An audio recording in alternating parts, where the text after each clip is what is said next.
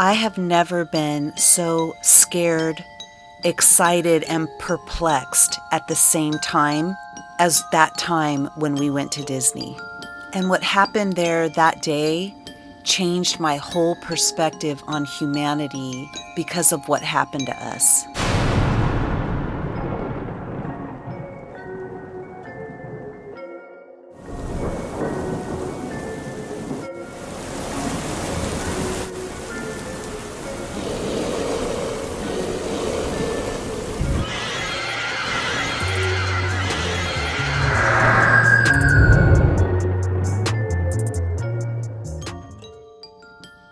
When I grew up, it was a tradition in our family that we would go to Disneyland every year as a family.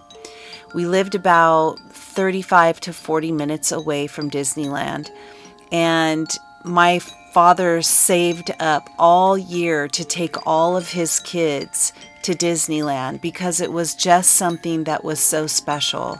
My dad was a very creative person, is a very creative person, and it was a place where life could be magical. I know now that my dad really needed that because he had a lot of stress in his life, and anyone who's a parent understands that when you're trying to make ends meet, it can be really scary sometimes in life to try and take care of children and work and make money and keep a roof overhead and keep mouths full. Looking back at all of this, it was very special that my dad, took it upon himself every year to work the entire year to save up so that we could all have this magical experience.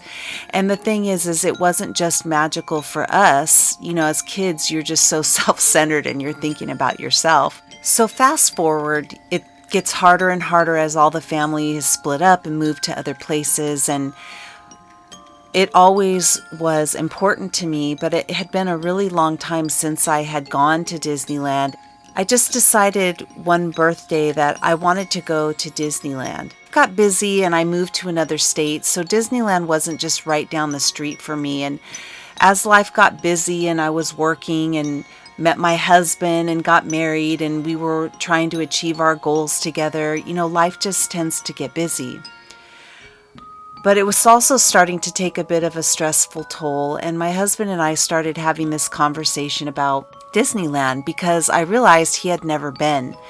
And so I started to tell him how magical it was and all the things that we used to do as kids, how my dad would take us there and what it was like for us. And I could see that he really couldn't feel how magical and how important it was because he had never been. So I said, why don't we plan a trip? Why don't we just take a weekend? Let's fly out of here. It's not too far away. It's a quick trip. Why don't we fly and take a weekend and spend the weekend at Disneyland? We'll get a hotel right across the street. We can walk in and just really explore Disneyland Anaheim. And I really want to share with you what that feels like. Now, I always felt that Disneyland Anaheim was so special because Walt was there. It's probably the reason why I don't really like the other park that they've added on, the California Adventure. Although I've been there and rode the rides, and yes, everything is cool and all that good stuff, there's something much different in the way that it feels to me because Walt was actually at Anaheim Disney. He walked the grounds and his spirit was on the grounds, and so I always felt like it was very special, and that's the place I wanted to go because I could feel his spirit, but also I could feel the spirit of the family rituals that we used to do there, and going back there was like walking through memory lane. And so because it was so special, this is where I wanted my husband to experience it so that I could share with him all of the things that we used to do as a family together. And maybe we could start doing that, he and I, as a family together. Something that we always did in my family, which is we would go right into New Orleans area and we would go directly to Pirates of Caribbean first and then the Haunted Mansion. And this is just something that we always did first. So we went into Pirates of Caribbean and we smelled that amazing moldy, damp water smell that I have come to love. It's just so weird, I know. And anyone who's been there knows the smell that I'm talking about. And when I've smelled that smell in parking structures and other things, I just love the smell because it always reminded me of Pirates of Caribbean.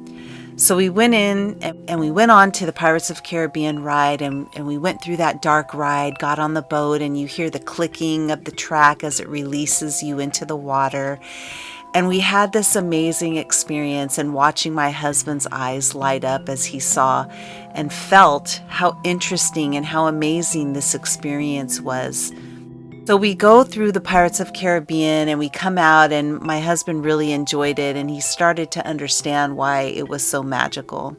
So the next ride that we were going to go to was Haunted Mansion, which is really just a hop, skip, and a jump from Pirates of Caribbean. There was a line, but it was moving very quickly in. I think it only took us maybe about 5 minutes to get through the line. Everything was going smoothly, and people were having fun around us and walking around, and it was just a normal scene that you always see at Disneyland when you go.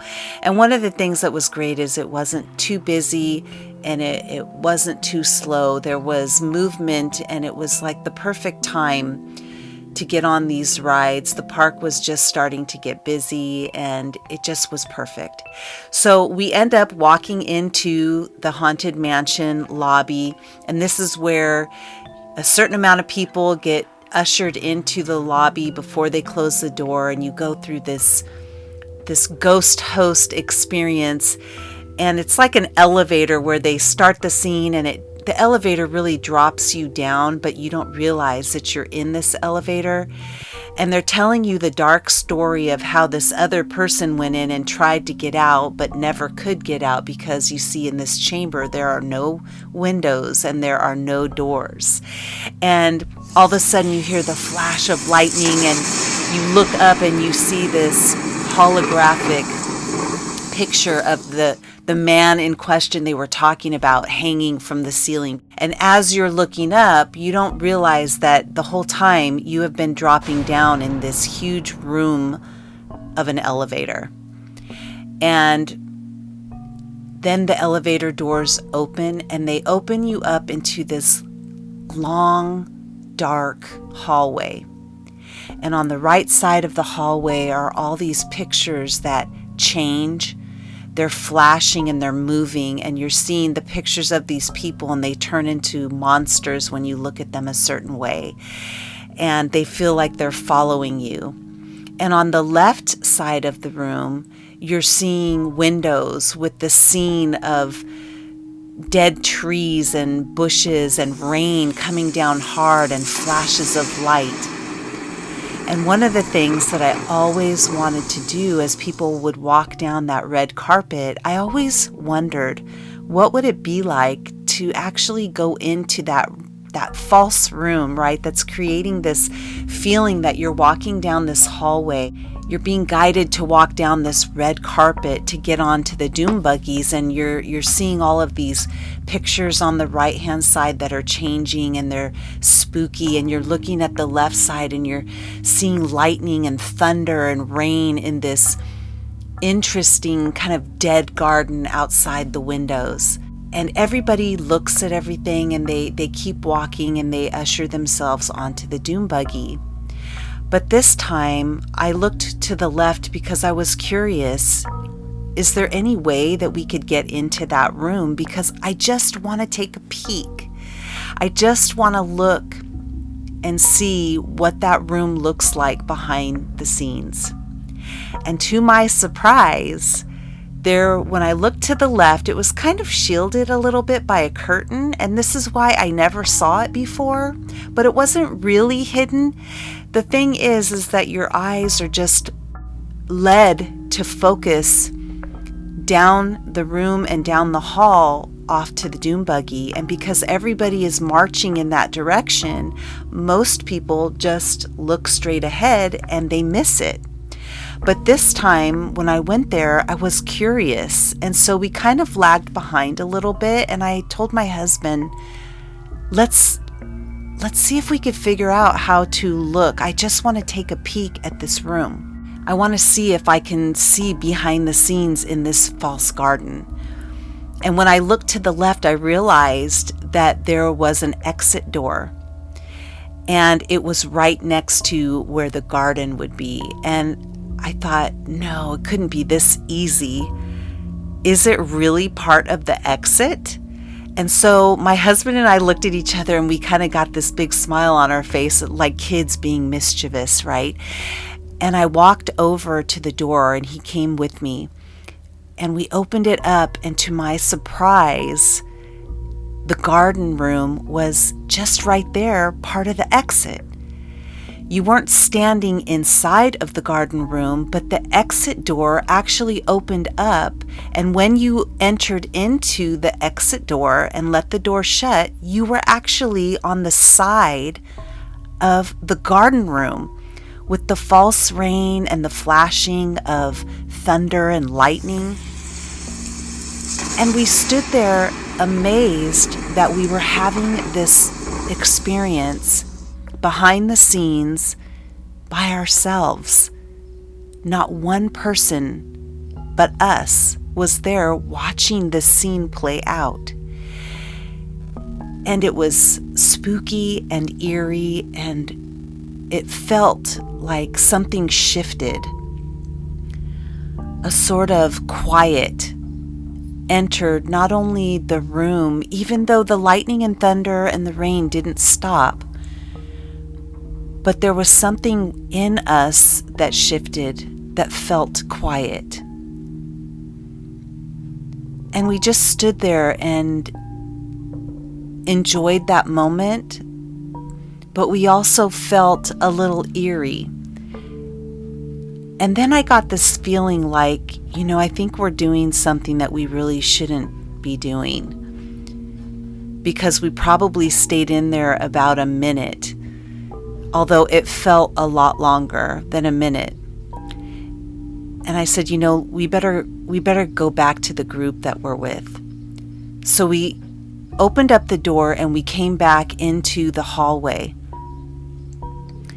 And we saw the red carpet, and we saw all the pictures were still moving, and the rain and the thunder and the flashing. When we looked back out towards the left, we could see the windows and the flashing. Our entire group was gone. We were completely, again, having an amazing experience by ourselves inside this long hallway.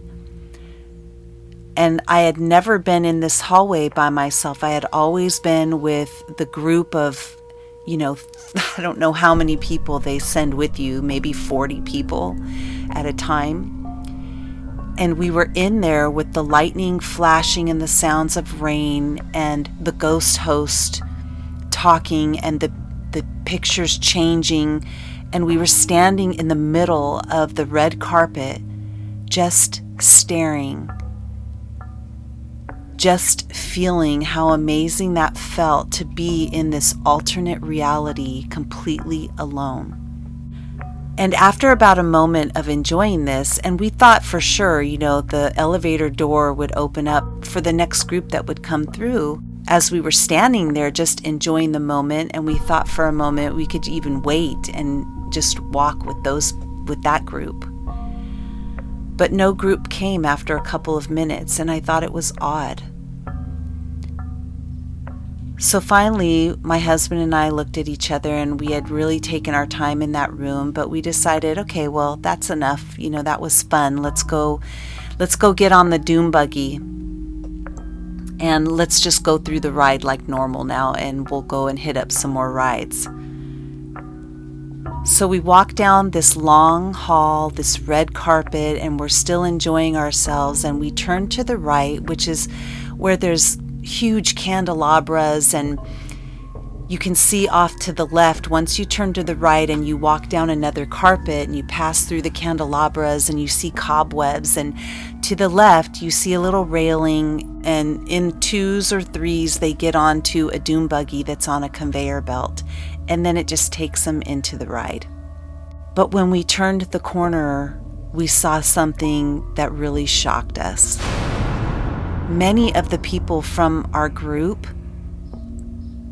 were still there, but they were frozen. They were in mid-walking.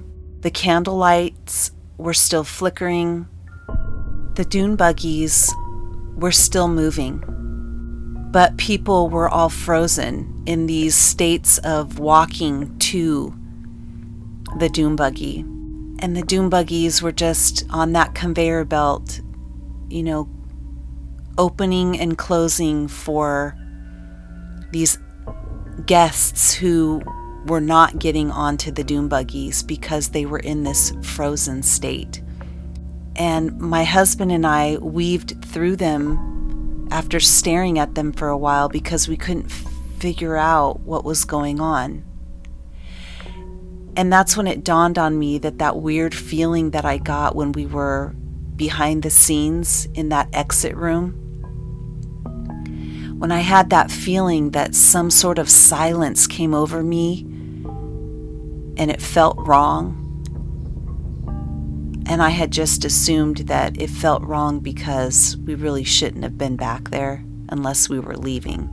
It wasn't that. It was something shifted in time.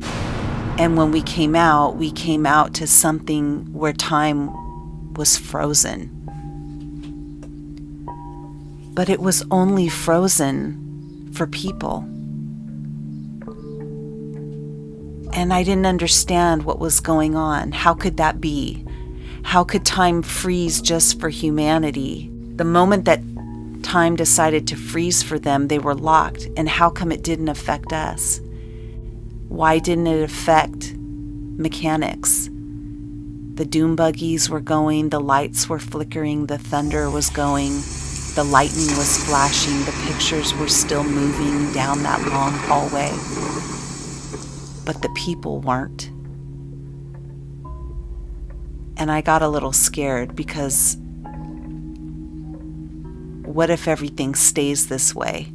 Why is this happening? So we decided to get onto the dune buggy because we needed to get out of there and also see what was going on in the park. So we got on the ride and we rode the ride and we went through everything. And we didn't see another person. No one had been getting on the ride for a while, and so that didn't surprise me. But surely there were people that were not getting off the ride either, and eventually the dune buggy would circle those people until time returned to normal. We went through the ride and it was eerily quiet, free of the noise of all the people and the sounds of the ghost host and Madame Leota talking and all the music and the tambourine banging and the doors knocking and the ghosts, their voices trying to escape and screaming. It all seemed incredibly loud because those sounds are set to be heard over the normal chatter of human beings. And this is where it became even more eerie that there were no human beings chatting. And so the sounds were incredibly loud. So we couldn't wait to get off the ride. We needed to see with our own eyes that maybe we were just having some strange mental glitch.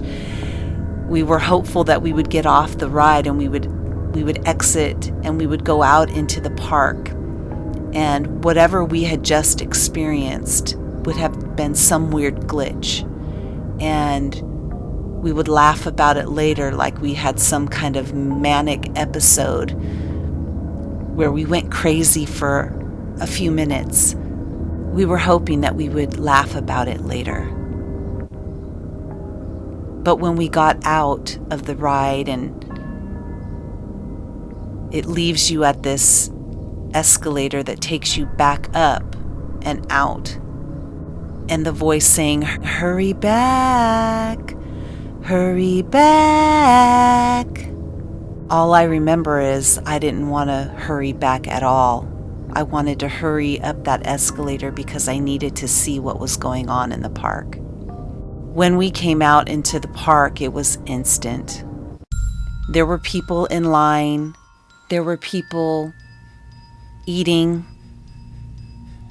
There were people in mid-laugh, mid-talking, mid-shopping.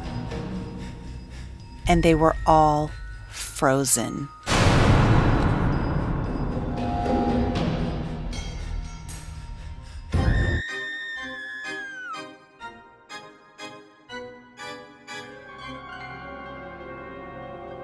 Thanks for watching.